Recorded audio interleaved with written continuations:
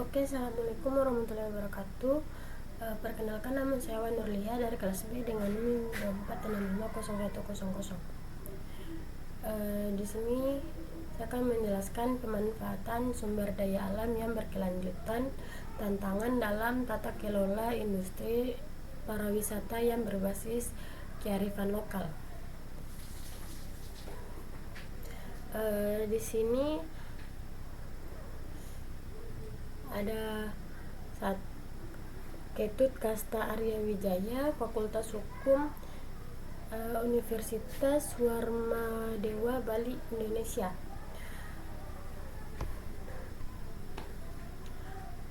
Korespondensi Ketut Kasta Arya Wijaya, Fakultas Hukum, Universitas Warmadewa, Bali, Indonesia, Jalan Terompong No 24, Sumerta, Kelot, Kecamatan Denpasar, Tim, Kota Denpasar, Bali 80239.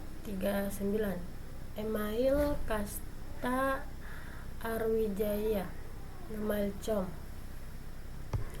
Oke, di sini ada abstrak.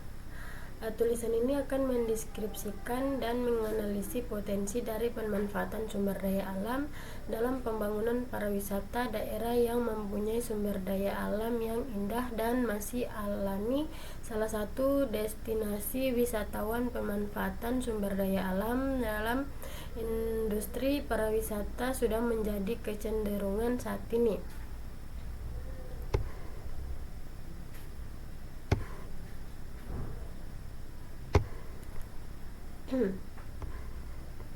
Oke, di sini pendahuluan.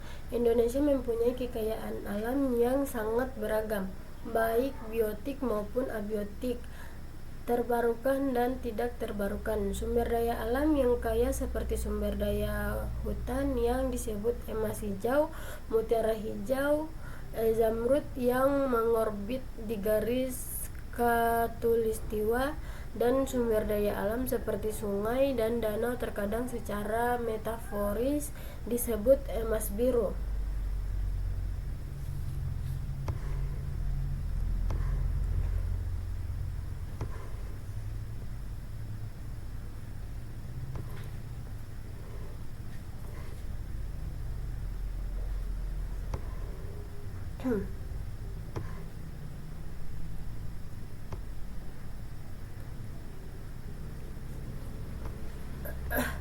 Oke, di sini Undang-Undang Kepariwisataan Republik Indonesia Nomor 10 Tahun 2009 mengatur dalam pasal 2 bahwa penyelenggaraan kepariwisatawan harus bermanfaat, relevan, adil dan setara, seimbang, mandiri, berkelanjutan, partisipasi, berkelanjutan, demokratis, dan kesejahteraan. Didasarkan pada prinsip terjadi dan persatuan terjadi. Berdasarkan pasal tersebut, penyelenggaraan kepariwisatawan bertujuan untuk memberikan manfaat yang sebesar-besarnya bagi kepentingan negara dan nasional Indonesia.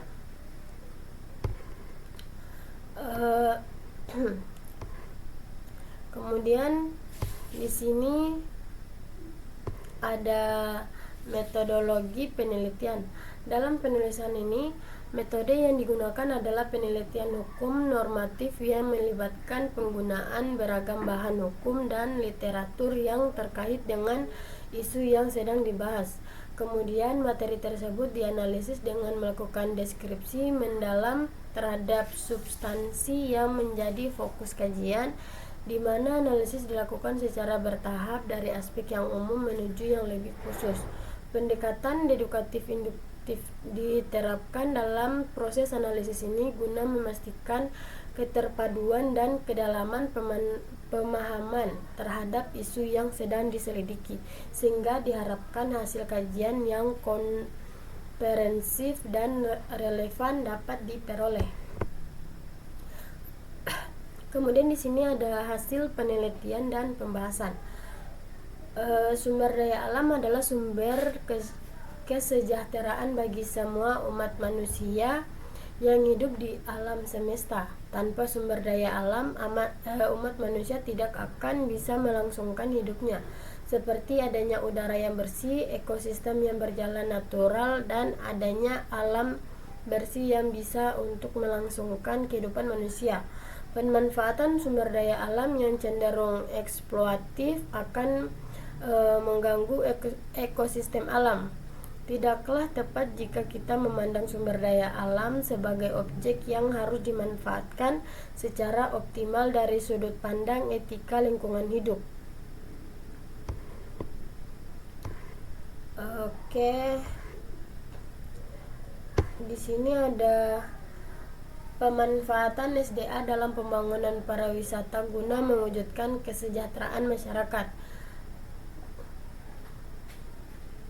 Secara historis, model atau paradigma pembangunan pariwisata berkelanjutan dan ramah lingkungan merupakan hasil dari pertumbuhan pemikiran yang bertujuan untuk memberikan alternatif yang lebih holistik serta sebagai bentuk tanggapan kritis terhadap model pembangunan pariwisata konvensional yang telah berlaku sebelumnya. Paradigma tersebut mencerminkan sebuah perubahan fundamental dalam pandangan terhadap pembangunan pariwisata, di mana sebelumnya terfokus pada pertumbuhan dan penekanan pada pariwisata massal. Kemudian di sini ada modal pemanfaatan SDA di bidang pariwisata berbasis kearifan lokal.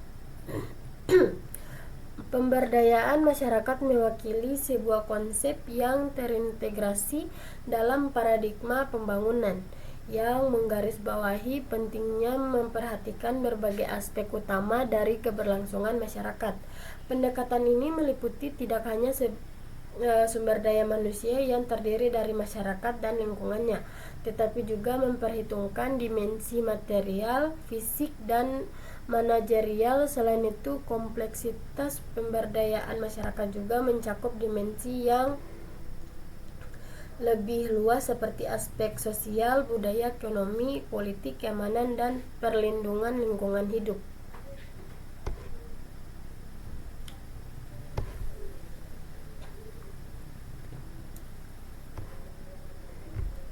Oke.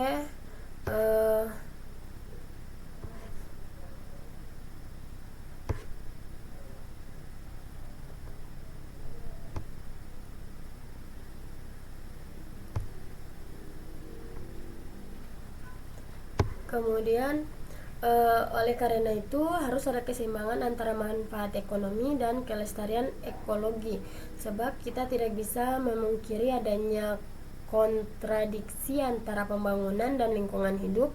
Oleh karena itu pengembangan kawasan pariwisata memerlukan pendekatan yang menyeimbangkan kesejahteraan masyarakat dengan pelestarian alam dan lingkungan. Dalam filosofi lingkungan hidup yang dikenal dengan bioregionalisme sebenarnya lebih dari sekedar kelestarian lingkungan hidup. Bioregionalisme bertujuan untuk mempertimbangkan keberlanjutan ekonomi, lingkungan, dan sosial budaya secara bersamaan. Proses pembangunan yang berbasis pada pemberian izin kepada masyarakat lokal untuk mengelola perekonomian, ekosistem, dan sosial budaya mereka secara desentralisasi atau otonom dianggap dapat menjaga masyarakat untuk mandiri secara ekonomi dalam memenuhi sebuah kebutuhan dasar mereka. Oke, di sini ada kesimpulan. Berdasarkan uraian dan pembahasan yang telah dipaparkan sebelumnya, dapat ditarik kesimpulan bahwa permasalahan yang telah diidentifikasi meliputi beberapa aspek krusial. Pertama, pemanfaatan sumber daya alam dalam konteks pariwisata dianggap sebagai elemen yang sangat penting dalam upaya meningkatkan kesejahteraan masyarakat. Namun tidak dapat diabaikan bahwa keberlanjutan lingkungan juga dimiliki urgensi yang sama pentingnya. Oleh karena itu, untuk mencapai keseimbangan yang diinginkan antara kedua aspek ini, Diperlukan suatu pendekatan yang mampu memperhitungkan dan mengakomodasi seluruh kepentingan yang terlibat, baik itu dari segi ekonomi, sosial budaya, maupun lingkungan hidup. Oke, di sini ada daftar pustaka, jurnal Adiani NI Ketut Sari, Perlindungan Hukum Kesatuan Masyarakat Hukum Adat dalam Pengelolaan Pariwisata Berbasis Kearifan Lokal. Media Komunikasi VPIPS 20/02/2021 7-80.